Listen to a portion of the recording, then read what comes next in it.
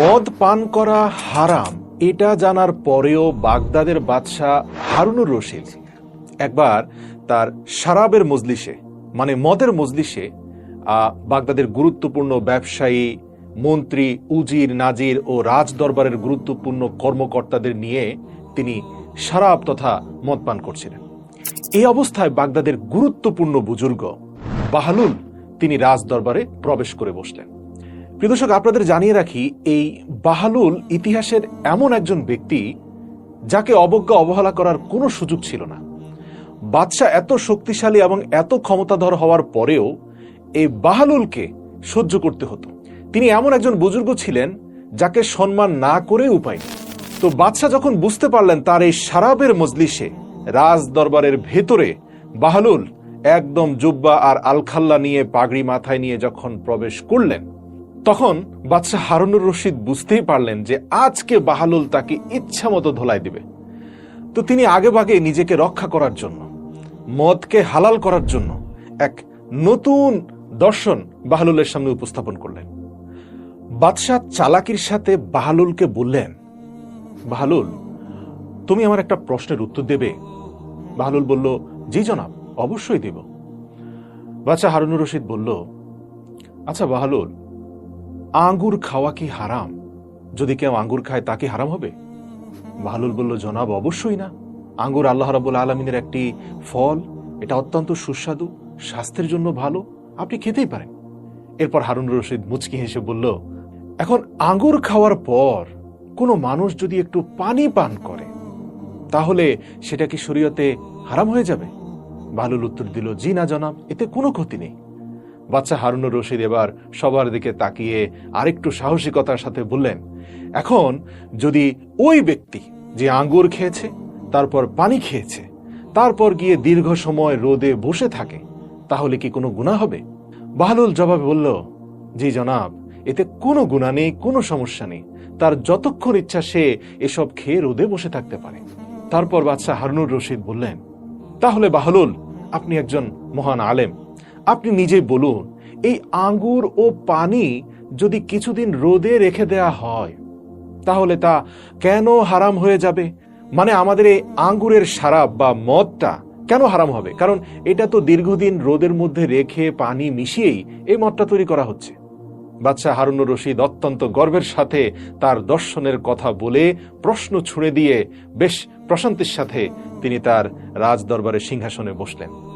তিনি নিশ্চিত ছিলেন যে বাহলুলের পক্ষে এখন এই মজলিসে বসে তাকে কোনো উপদেশ দেওয়া সম্ভব হবে না। বিচক্ষণ বাহলুল বাদশাহ হারুনের প্রশ্নটা শুনে বাদশাহ হারুনকে বলল, বাদশাহ হারুন, আপনার প্রশ্নের প্রত্যেকটির উত্তর পেয়ে যাবেন, তবে শর্ত হচ্ছে আমার সহজ সরল 3টি প্রশ্নের উত্তর আগে আপনাকে দিতে হবে, তাহলে আমি আপনাকে আপনার করা প্রশ্নটির সঠিক উত্তর বুঝিয়ে দিতে পারব। বাদশাহ হারুনুর রশিদ বললেন, হ্যাঁ অবশ্যই বলুন।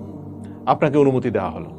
বাহলুল জিজ্ঞেস করলেন, আচ্ছা বাদশাহ, তাহলে আপনি আমাকে বলুন, যদি কোনো মানুষের মাথায় কিছুটা শুকনো মাটির গুঁড়ো ঢেলে দেওয়া হয় তাহলে কি সে মারা যাবে? উত্তরে খলিফা হারুনুর রশিদ বললেন যে প্রশ্নই আসে না, হয়তো সে কিছুটা ব্যথা পেতে পারে যদি খুব উপর থেকে মারা হয়, এছাড়াও তার মাথা নোংরা হয়ে যাবে, কিন্তু সে মারা যাবে না।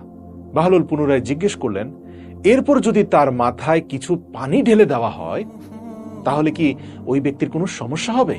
তখন বাদশাহ হারুনুর রশিদ বললেন, না, এতেও তার কোনো সমস্যা হবে না, তবে মাথা ভিজে যাবে।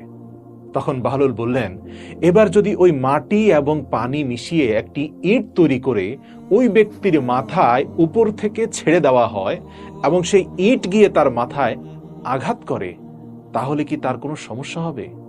খলিফা হারুনুর রশিদ বললেন, বাহলুল, আপনি কি আমার সাথে মশকরা করছেন?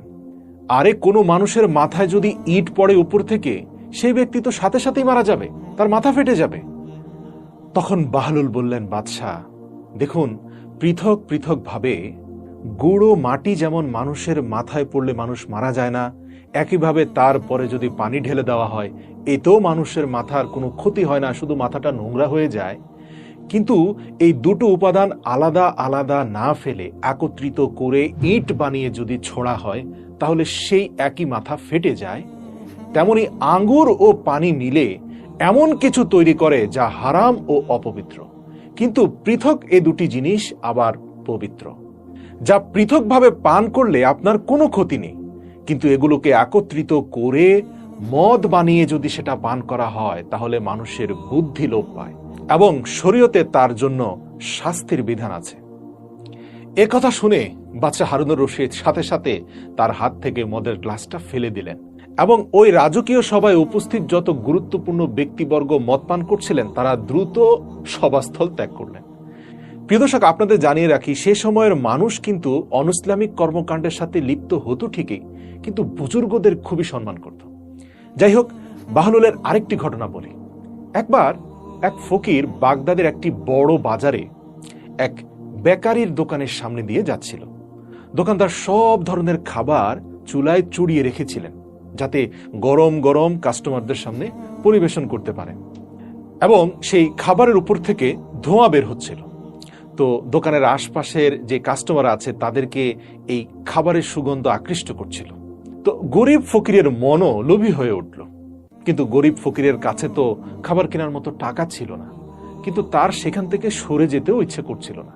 খাবারের মন মতানো সুগন্ধ তার ক্ষুধা আরো বাড়িয়ে দিল।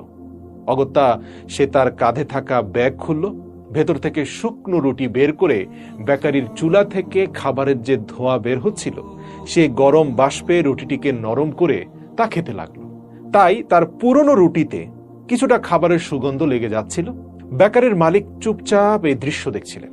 ফকির যখন রুটি খাওয়া শেষ করে হাঁটতে শুরু করলো তখন রুটিওয়ালা তার পথ আটকে তাকে জিজ্ঞেস করলো, কি ভাই, কোথায় পালাচ্ছ?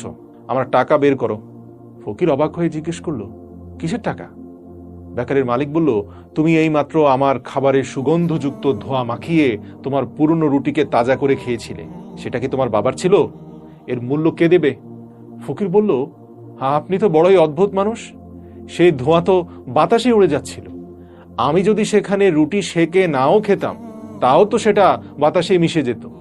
তো বাতাসে মিশে যাওয়া এই ধোঁয়া যদি রুটির সাথে মিশিয়ে আমি তা খেয়ে থাকি তাতে আপনার কি?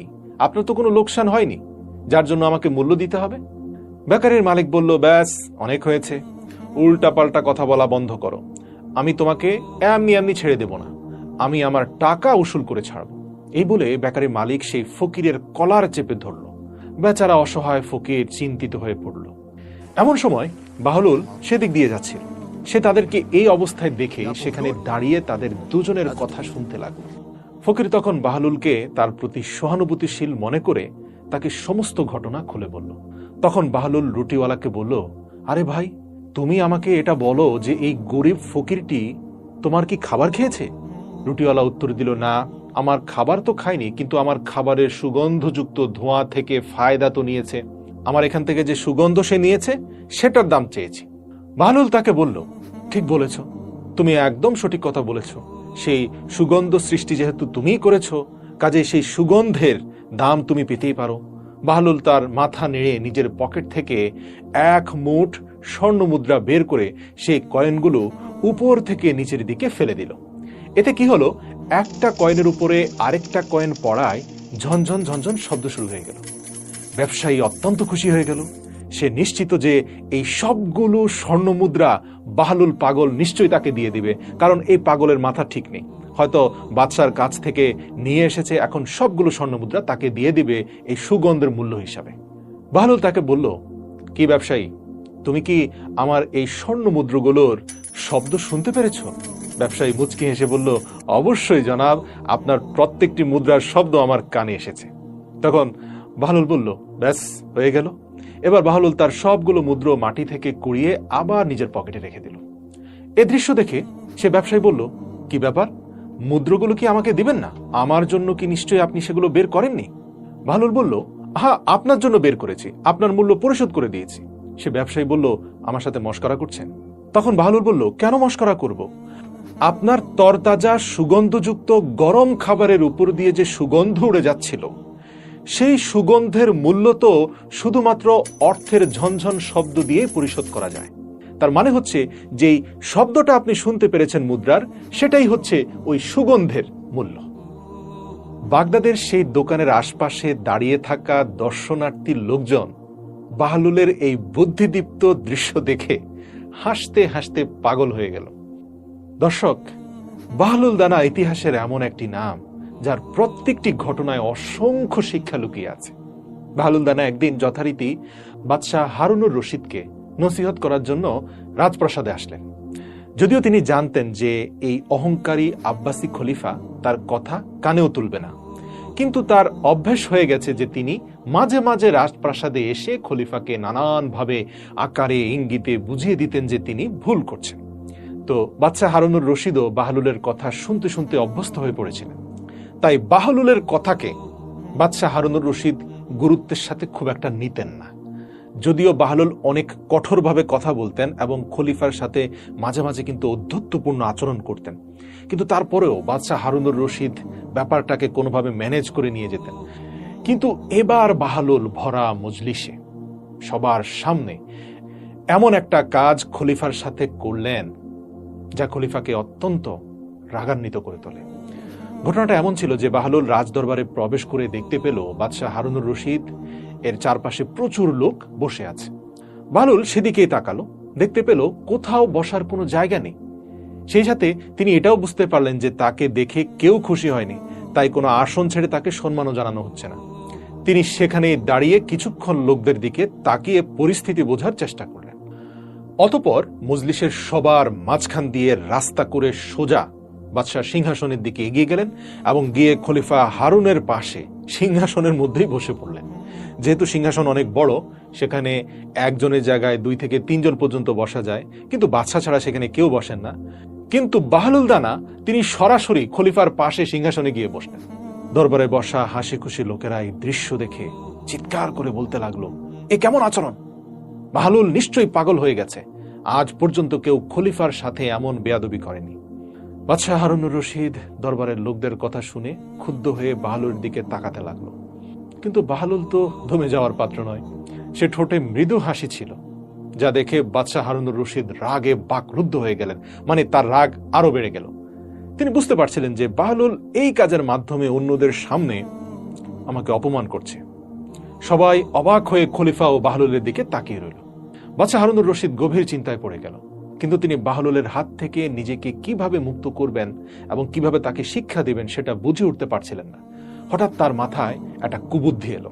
তিনি বাহলুলের দিকে তাকিয়ে একটা মোহনীয় হাসি দিয়ে বললেন, আপনি যখন এত কষ্ট করে আমার সাথে দেখা করতে চলেই এসেছেন, তাই আমি আপনাকে একটি প্রশ্ন করতে চাই। আপনি যদি এর উত্তর দেন তবে আমি আপনাকে 1000 দিনার পুরস্কার দেব, কিন্তু আপনি যদি এর উত্তর দিতে না পারেন তাহলে কিন্তু আমি আমার সিপাহীদেরকে আদেশ দেব আপনার গোফ ও দাড়ি কামিয়ে আপনাকে গাধার পিঠে চড়িয়ে রাস্তায় রাস্তায় ঘোরানোর জন্য।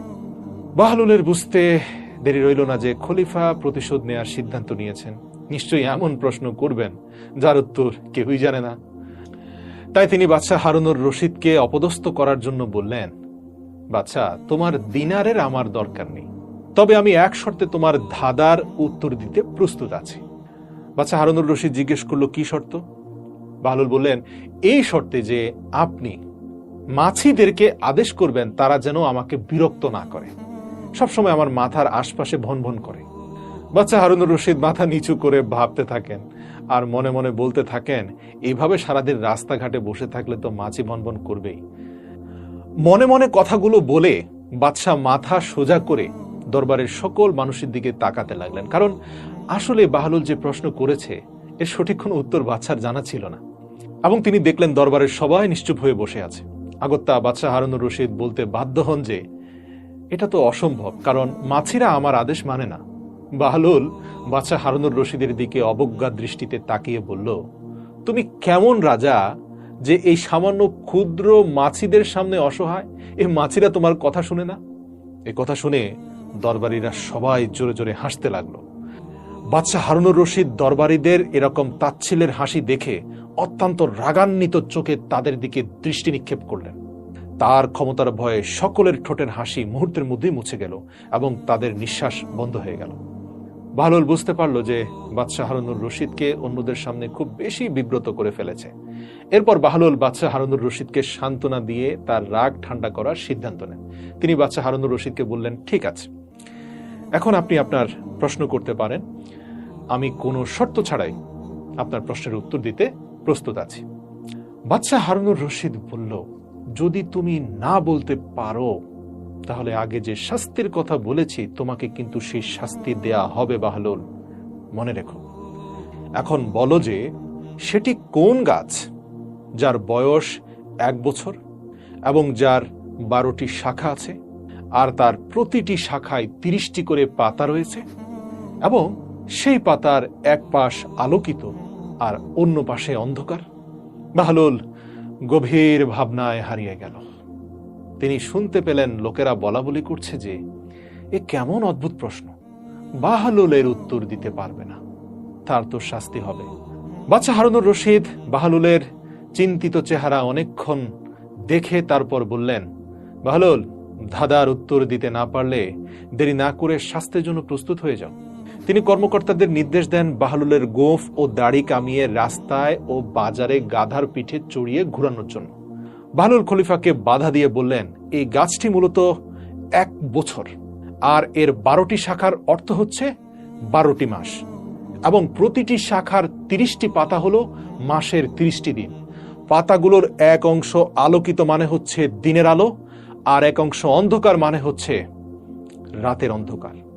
বাহলুলের উত্তর শুনে শ্রোতাদের মধ্যে সাবাস সাবাস ধ্বনি প্রতিধ্বনিত হলো। সবাই খুশি হয়ে বাহলুলের প্রশংসা করতে লাগলো, সুবহানাল্লাহ। কিন্তু বাদশাহ হারুনুর রশিদ চুপ করে রইলেন। তার চোয়াল ঝুলে পড়ছিল এবং তার মুখে পরাজয়ের ছাপ স্পষ্ট দেখা যাচ্ছিল। দর্শক, বাহলুলকে আল্লাহ তাআলা বিশেষ প্রজ্ঞা দিয়েই পাঠিয়েছিলেন। তিনি আল্লাহ পাকের এমন একজন বুজুর্গ পীরে কামেল ছিলেন যার ভিতরে জ্ঞানের সমুদ্র ছিল।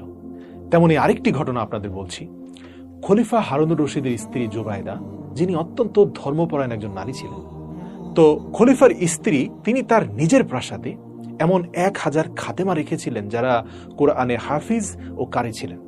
তাদের সকলের দায়িত্ব বিভিন্ন শিফটে ভাগ করা ছিল, যার ফলে তার প্রাসাদ থেকে 24 ঘন্টা মেয়েদের কোরআনের তেলাওয়াতের আওয়াজ শোনা যেত। তার প্রাসাদটিকে কোরআনের বাগানের মতো মনে হতো। একদিন খলিফা হারুনুর রশিদ তার স্ত্রীকে নিয়ে নদীর পাড় দিয়ে হাঁটতে বের হলেন। তো খলিফা দেখতে পেলেন নদীর পাড়ে এক পাশে বাহলুল দানা চুপচাপ বসে আছেন। খলিফা তাকে বললেন, আসসালামু আলাইকুম বাহলুল। বাহলুল উত্তর দিলেন, ওয়ালাইকুম আসসালাম। খলিফা হারুনুর রশিদ বললেন, বাহলুল, আপনি এখানে কি করছেন? তিনি বললেন, বালির উপর বাড়ি তৈরি করছি, দেখতে পাচ্ছ না? খলিফা হারুনুর রশিদ জিজ্ঞেস করলো, এটা কেন বানাচ্ছেন? এ দিয়ে কি কাজ হবে?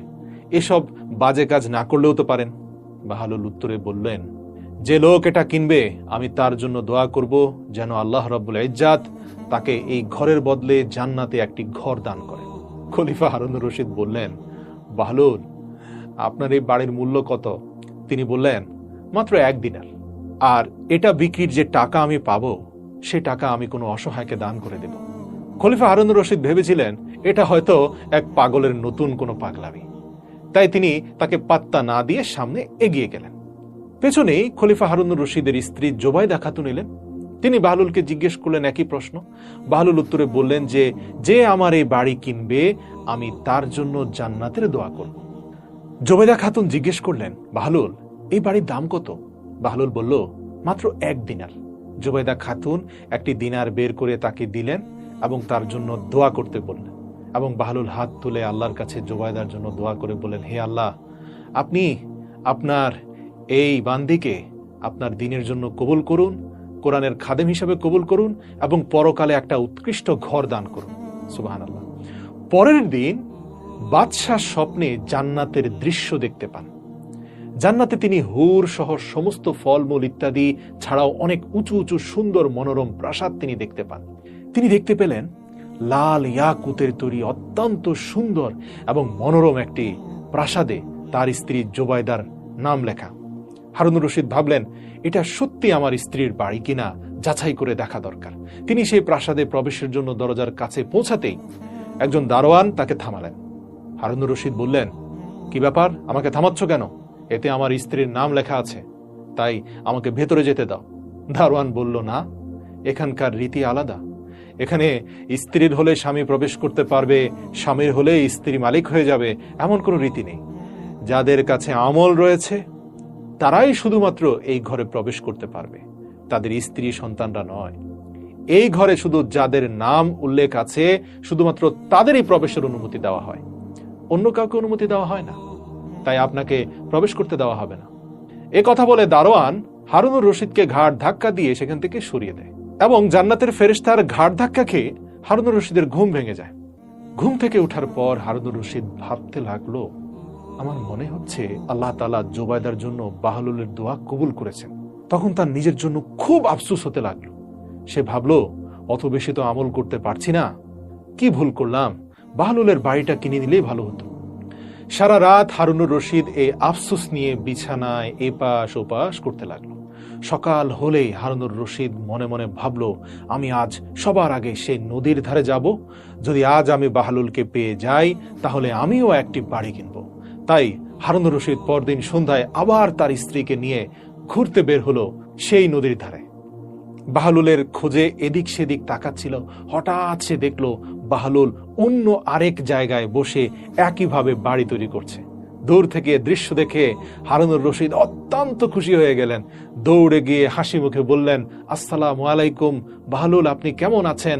আজ আমি কিন্তু আপনার বাড়িটা কিনে নেব। বাহলুল উত্তর দিয়ে বলল, কিনতেই পারেন, কোনো সমস্যা নেই। আমি সেই ব্যক্তির জন্য দোয়া করব যে আমার এই বাড়িটি কিনবে। আমি তার জন্য এই দোয়া করব যেন আল্লাহ রব্বুল ইজ্জাত তাকে এই ঘরের বদলে জান্নাতে একটি ঘর দান করেন।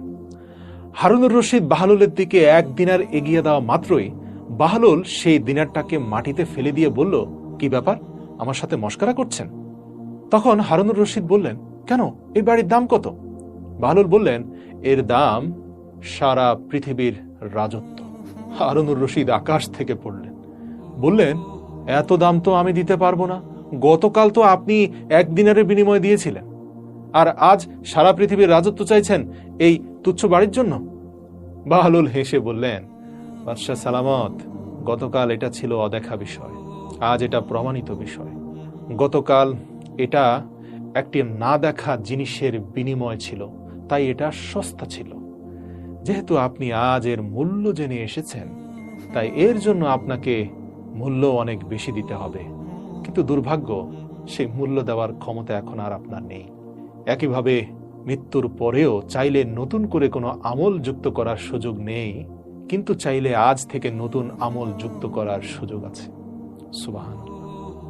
দর্শক, একবার বাহলুল দানা কবরস্থানে বসেছিলেন। কেউ একজন তাকে জিজ্ঞেস করলো, বাহলুল, এখানে কি করছেন? তিনি বললেন, আমি এমন লোকদের সাথে আছি যাদের সঙ্গ আমাকে কষ্ট দেয় না, এবং আমি তাদের থেকে দূরে থাকলেও তারা আমার গীবত করে না। প্রশ্নকারী ব্যক্তি আবার বললেন, জিনিসপত্রের যা দাম বেড়েছে, বাহলুল, আপনি একটু আল্লাহর কাছে দোয়া করে বলুন যেন জিনিসপত্রের দাম কমে যায়। বাহলুল বললেন, আল্লাহর শপথ, এতে আমার কিচ্ছু যায় আসে না। কিসের দাম বাড়লো, কিসের দাম কমলো, গন্ধমের একটি দানার মূল্য 1 দিনার হলেও আমার কিছু আসে যায় না, 10 দিনার হলেও কিছু যায় আসে যায় না। কারণ আমাদের উপর আল্লাহ পাকের হক রয়েছে যে আমরা তার নির্দেশ অনুযায়ী ইবাদত করব, এবং আল্লাহর কাছে আমাদের হক রয়েছে যে তিনি তার প্রতিশ্রুতি অনুযায়ী আমাদের রিজিক দিবেন, তা মূল্য যত বেশি হোক না কেন। সুবহানাল্লাহ। আল্লাহ পাক যখন রিজিকের দায়িত্ব নিয়েছেন, তখন আমার আর চিন্তা করার দরকার নেই। বলা হয়, একবার শায়েখ জুনায়েদ বাগদাদি, যাকে বলা হয় উপমহাদেশের সবচেয়ে জ্ঞানী একজন শায়েখ, আল্লাহু আকবার, তিনি আল্লাহ পাকের একজন কামেল বান্দা ছিলেন এবং তৎকালীন সময়ের সবচেয়ে অভিজ্ঞ একজন মুফাসসির কেরাম ছিলেন। তো শায়েখ জুনায়েদ বাগদাদি রহমতুল্লাহ আলাইহি সফরের নিয়তে বাগদাদের উদ্দেশ্যে রওনা হন। হযরত শায়েখের কিছু অনুসারীও তার সাথে ছিলেন। শায়েখ তার মুরিদদেরকে জিজ্ঞেস করলেন, তোমরা কি বাহলুলের খোঁজ সম্পর্কে জানো? তারা বলল, হযরত, তিনি তো একজন পাগল, তার সাথে দেখা করে কি করবেন? আপনার মতো একজন সম্মানিত শায়েখের কি এরকম পাগল ছাগলের পেছনে ঘোরা উচিত? শায়েখ জুনায়েদ বাগদাদি রহমতুল্লাহ আলাইহি উত্তর দিলেন, অনুগ্রহ করে বাহলুলের খোঁজ করো আর তাকে সম্মান দিয়ে কথা বলবে, তার সঙ্গে আমার জরুরি কাজ আছে। তো মুরিদরা শায়েখের আদেশ পালন করল। মুরিদরা কিছুক্ষণ খোঁজার পর হযরত বাহলুলকে এক মরুভূমিতে পাওয়া গেল। তারা শায়েখকে সাথে নিয়ে সেখানে পৌঁছে যায়। শায়েখ জুনায়েদ বাগদাদি বাহলুলের সামনে গেলে তিনি দেখতে পেলেন হযরত বাহলুল মাথার নিচে একটি ইট দিয়ে শুয়ে আছে। শায়েখ তাকে সালাম দিলে বাহলুল সালামের উত্তর দিয়ে জিজ্ঞেস করলেন, কে তুমি? শায়খ উত্তরে বললেন, আমি জুনায়েদ বাগদাদি। বাহলুল বললেন, হে আবুল কাসিম, আপনি কি সেই শায়খ বাগদাদি যিনি মানুষকে বুজুর্গদের কথা শেখায়? শায়খ উত্তর দিলেন, হ্যাঁ হ্যাঁ, আমি চেষ্টা করি। বাহলুল জিজ্ঞেস করল, আচ্ছা, তুমি খাওয়ার আদব ও পদ্ধতি তো জানো অবশ্যই, ঠিক না? শায়খ জুনায়েদ বাগদাদি রহমতুল্লাহ আলাইহি বললেন, হ্যাঁ, কেন নয়, আমি বিসমিল্লাহ পড়ি এবং আমার সামনে যা আছে তা খাই। আমি ছোট ছোট লোকমা দিয়ে রাসূলের সুন্নত অনুযায়ী খাই, ধীরে ধীরে চিবিয়ে খাই, কারণ আল্লাহর রাসূল এভাবেই খেতে বলেছেন। অন্যের লোকমার দিকে তাকাই না, কারণ এটাও আল্লাহর রাসূলের নির্দেশ, এবং খাওয়ার সময় আল্লাহর স্মরণ ভুলে যাই না, কারণ এটাও আল্লাহর নির্দেশ। তারপর তিনি আবার বললেন, আমি প্রতিটি লোকমা খাওয়ার পর আলহামদুলিল্লাহ বলি, কারণ এটাও আমাদের রাসূলের সুন্নাহ। আমি খাওয়া শুরু করার আগে আমার হাত ধুয়ে নেই এবং খাওয়ার শেষে হাত ধুয়ে পরিষ্কার করি এবং আলহামদুলিল্লাহ পড়ি। এ কথা শুনে বাহলুল উঠে দাঁড়ালো এবং নিজের চাদর ঝাড়া দিয়ে শায়খকে বললেন, তুমি মানুষের পীর এবং মুর্শিদ হতে চাও, অথচ তুমি এখন পর্যন্ত খাওয়া দাওয়ার আদবই জানো না। এই কথা বলে বাহলুল সেখান থেকে চলে গেল। শায়খের অনুসারীরা বললেন, হযরত, এই ব্যক্তি একটা উদ্ভ্রান্ত পাগল, দেখুন আপনার প্রজ্ঞাকে সে কতটা অসম্মান করলো। শায়খ বললেন, হ্যাঁ, সে পাগল, কিন্তু তার কাজের ক্ষেত্রে সে অনেক জ্ঞানী, আমার থেকেও অনেক জ্ঞানী, এবং বুদ্ধিমানদেরকেও নাস্তানাবুদ করে দেয় তার জ্ঞান গর্ভ প্রতিটি কথা। এর কাছ থেকে সত্য জানা উচিত, সে মিথ্যা বলছে না। শায়খ বাহলুলকে অনুসরণ করতে লাগলেন মরুভূমির ভেতরে। বাহলুল চলতে চলতে একটা নির্জন স্থানে পৌঁছে যায়। এক জায়গায় বাহলুল গিয়ে আবার বসল। বাহলুলকে গাছের নিচে পুনরায় আবার বসতে দেখে শায়খ বাগদাদি তাড়াতাড়ি তার কাছে পৌঁছে গেলেন। বাহলুলের একটা ব্যাপার ছিল কি, তিনি মুহূর্তে সবকিছু ভুলে যেতেন। তো তিনি শায়খকে কিছুক্ষণ আগে দেখেছিলেন ঠিকই, কিন্তু দ্বিতীয়বার আবার দেখে একই প্রশ্ন করলেন, আপনি কে? শায়খ উত্তর দিয়ে বললেন, আমি জুনায়েদ বাগদাদি, যে খাবারের আদব জানে না। বাহলুল বললেন, আচ্ছা ঠিক আছে, কিছুক্ষণ আগে তো আপনার সাথে কথা হয়েছিল, আপনি হয়তো খাবার আদব জানেন না, কিন্তু কথোপকথনের আদব অবশ্যই জানেন। শায়খ উত্তর দিলেন যে, হ্যাঁ, তা জানি। আমি সুন্নাহ অনুযায়ী কথাবার্তা বলি, ভুল স্থানে বা অপ্রয়োজনীয় কথা বলি না। শ্রোতাদের বোঝার ক্ষমতা আন্দাজ করে আমি আল্লাহর বান্দাদেরকে আল্লাহ ও রাসূলের নির্দেশের কথা বলি। আমি খেয়াল রাখি আমি যেন অতিরিক্ত কথা না বলি, যাতে মানুষ আমার প্রতি বিরক্ত বোধ না করে। আমি জাহেরি ও বাতিনি উভয় জ্ঞানের দিকে নজর রাখি। এছাড়াও শায়খ কথোপকথনের আদব কায়দা সম্পর্কিত আরো অনেক হাদিস কোরআনের কথা শোনালেন। বাহলুল বললেন, খাওয়ার আদব না হয় বাদ দিলাম, আপনি তো দেখছি কথা বলার আদবও জানেন না। তারপর বাহলুল শায়খের কাছ থেকে মুখ ফিরিয়ে আবার মরুভূমিতে চলতে লাগলেন। মুরিদরা আর চুপ থাকতে না পেরে বলল, হে হযরত, এই পাগল ব্যক্তির পেছনে আপনার এভাবে ছুটে চলাটা আমাদের ভালো লাগছে না। আপনি একজন পাগলের কাছে কি জ্ঞান আশা করেন? হযরত জুনায়েদ বাগদাদি বললেন, তার কাছে আমার এখনো আরো কাজ বাকি আছে, তোমরা বুঝবে না। এরপর শায়খ আবার বাহলুলের পেছনে রওনা দিলেন। বাহলুল থেমে গিয়ে পেছন ফিরে শায়খকে দেখে বলল, আপনি খাওয়া দাওয়া আর কথা বলার আদব জানেন না, ঘুমানোর আদব নিশ্চয়ই জানেন। শায়খ বললেন, হ্যাঁ জানি। আমি যখন এশার নামাজ ও দোয়া দরুদ পাঠ শেষ করি, তখন আমি শোয়ার ঘরে চলে যাই। এই কথা বলে শায়খ ঘুমানোর ওই সকল আদব সম্পর্কে বললেন যা আল্লাহর রাসূলের হাদিস থেকে তিনি জানেন। বাহলুল বললেন, বোঝাই যাচ্ছে আপনি ঘুমানোর আদবও জানেন না। এই বলে বাহলুল চলে যেতে চাইল, কিন্তু এইবার হযরত জুনায়েদ বাগদাদি তার চাদর শক্ত করে টেনে ধরে বললেন, হযরত, আমি কিছুই জানি না। এ কথা যখন বলছিলেন তখন তার চোখ দিয়ে পানি ঝরছিল এবং বাহলুলের সামনে নত হয়ে বললেন, আল্লাহর ওয়াস্তে আপনি আমাকে শিক্ষা দিন। এবার বাহলুল সুন্দর করে স্থির হয়ে বসল এবং বলল, আপনি যা কিছু বললেন এই সবই পরের বিষয়, এগুলোও জ্ঞান, এগুলোর প্রয়োজন আছে, কিন্তু আসল জিনিস থেকে না আপনি অনেক দূরে রয়েছেন। আমার কাছ থেকে আসল কথা শুনুন। খাওয়ার আসল আদব হলো সবার আগে হালাল খাবার হতে হবে। যদি রিজিকে হারাম কিছু থাকে তাহলে আপনার বর্ণিত সকল সুন্নার আদব অনুসরণ করে সেই খাবার খেয়েও কোনো লাভ নেই, কারণ গোড়াতেই তো গলদ।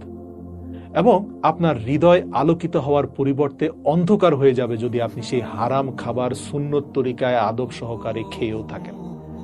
শেখ জুনায়েদ কৃতজ্ঞতা সহকারে বললেন, জাযাকাল্লাহ খয়রান, নিঃসন্দেহে আপনি আল্লাহর তরফ থেকে আমাদের জন্য একজন মহান শিক্ষক। অতঃপর বাহলুল বললেন, কারো সাথে কথোপকথনের সময়ও সর্বপ্রথম হৃদয়ের পবিত্রতা ও পরিষ্কার নিয়ত থাকা জরুরি, এবং এটাও মাথায় রাখতে হবে যে যা কিছু বলা হবে তা যেন কেবলমাত্র আল্লাহর সন্তুষ্টির জন্য হয়। এটা যদি দুনিয়াবি কোনো অনর্থক বিষয় হয়, তাহলে আপনি যতই সুন্দর করে আদবের সাথে কথা বলুন না কেন, এটি আপনার জন্য বিপর্যয়ের কারণ হবে। তাই এই ধরনের কথার চেয়ে নীরবতাই উত্তম।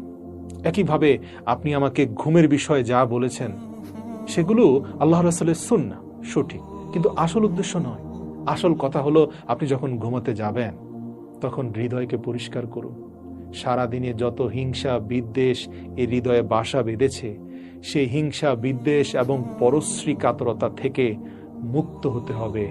সবাইকে ক্ষমা করতে হবে, অন্তর থেকে হিংসা মুছে দিতে হবে। আপনার হৃদয়ে দুনিয়া এবং দুনিয়ার সম্পদের প্রতি ভালোবাসা থাকলে ঘুমানোর আগে তা ধুয়ে মুছে সাফ করে দিতে হবে, কারণ ঘুম হচ্ছে মৃত্যুর সমতুল্য। কে জানে সকালে আপনি আবার উঠতে পারবেন কি পারবেন না। আর হ্যাঁ, ঘুমিয়ে না পড়া পর্যন্ত আল্লাহর জিকিরে মগ্ন থাকতে হবে।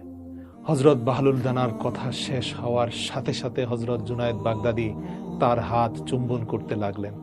উপস্থিত মুরিদরাও বাহলুলের হাত চুম্বন করতে লাগলেন। পরিস্থিতি এমন হলো যে বাহলুলের হাতে থাকা ময়লা আবর্জনা সব সাফ হয়ে গেল। বাহলুল বলতে লাগলেন, আমাকে এভাবে সম্মান না দেখিয়ে বরং আমার জ্ঞানকে হৃদয়ে ধারণ করুন এবং মৃত্যুর আগের দিন পর্যন্ত তা শক্ত করে ধরে রাখুন। অতঃপর বাহলুল দানা সবার জন্য হাত তুলে দোয়া করলেন। হযরত জুনায়েদ বাগদাদীর অনুসারীরা সবাই হাত তুলে কাঁদতে লাগলো আল্লাহ দরবারে।